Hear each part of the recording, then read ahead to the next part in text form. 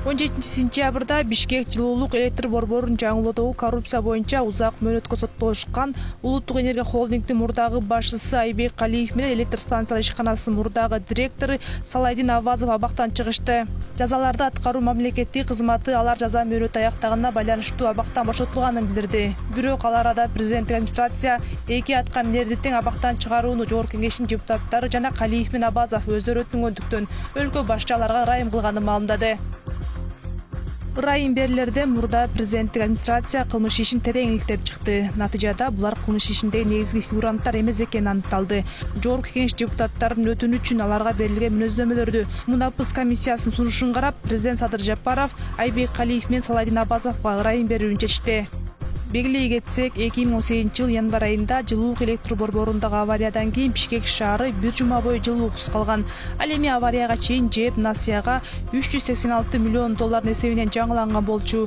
Мындан улам укук коргоо органдары бир катар аткаминерлерге иш козгоп, коррупцияга шектеп кармаган. Алардын арасында аталган эки аткаминер тагыраагы электр станциялар ишканасынын мурдагы директор Салайдин Абазов 11 жыл 3 айга абакка кесилсе, Улуттук энергия холдингдин мурдагы башчысы Айбек Калиев 15 жылга эркинен ажыратылган. Ошондой эле ага ТВ компаниясынын унаасын саткан үчүн 1 миллион сом мөлчөрүндө келемде төлөп берүүсү талап кылынган жана мүлкү конфискацияланып, мамлекеттик кызматтарда 3 жылга чейин иштебей турган болгон. Ошол позицияда эки плоскогубцы деп жазылган болчу, бирок бул чындыгында ошо атайын специальный инструмент ленточного конвейера деп каралган болчу. Ленточный конвейер мындай чемоданын ичинде 18 наименование бар, предметтер каралган болчу. И ошону менен бирге атайын вулканический бир 20 метрдин тегерегинде ушундай эки блок чоң резина каралган болчу.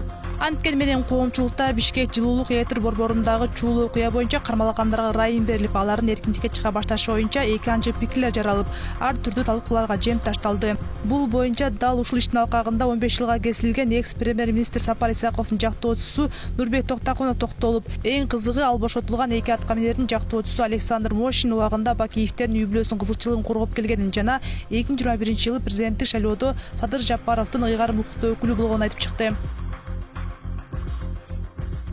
Ырайым сураган, ал деген кечирүү сурагандай эле болуп. Бул сот боюнча сот биз адилеттүүлүктү сураганбыз. Ырайым деген адилеттүүлүк эмес, ал деген жөн эле кечирим. Адилеттүүлүк болгон болсо, анда жанагы ишти кайрадан карамак. Ошон үчүн биз Сапар Исаков болуп биз ырайым сурабайбыз эч качан.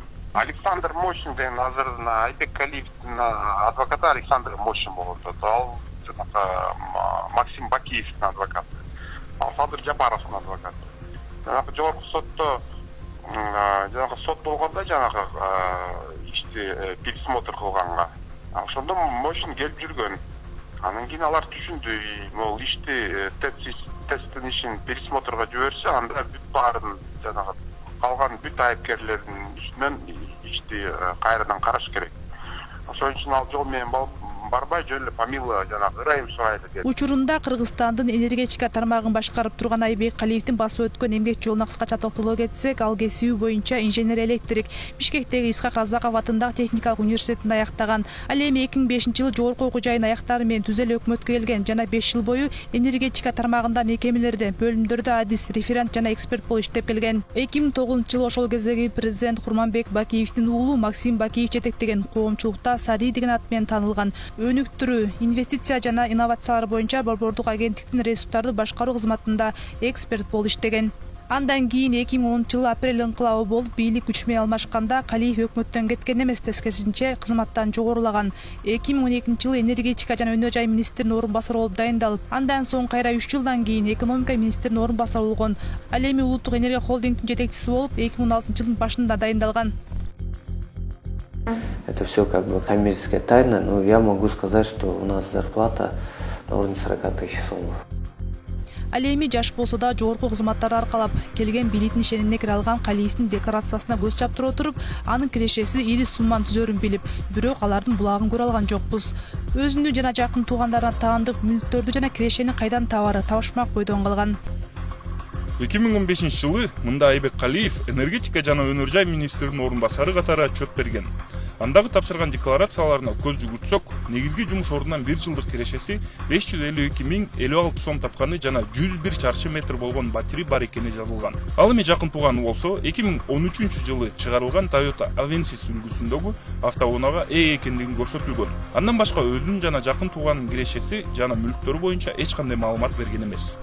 2016 жылдагы декларацияларында Калиев 53.377,3 миң сом жана 1,04 миллион сом киреше тапканы жазылган. Ал эми белгисиз кыймылсыз мүлктү сатуудан 4,5 миллион сом тапса, жакын тууганы кыймылсыз мүлктү сатуудан 690 миң сом пайда тапканы көрсөтүлөт.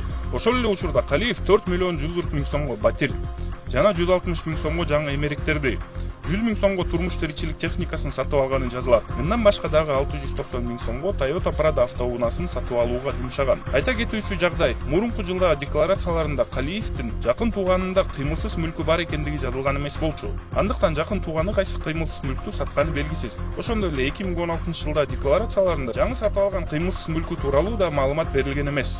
Калиев бул жылы дагы өзүнүн жана жакын туугандарына таандык мүлктөрү жана кирешени кайдан табары боюнча ооз ачкан эмес. Айбек Калиев 2017-2018 жылдары декларация тапшырган эмес. Ал эми 2018 жылы болсо ЖЭПтеги чуу боюнча апрель айында кызматынан алынган. Сот учурунда укук коргоо органдарынын анын 2018 жылы саткан батирин тарыхы кызыктырган.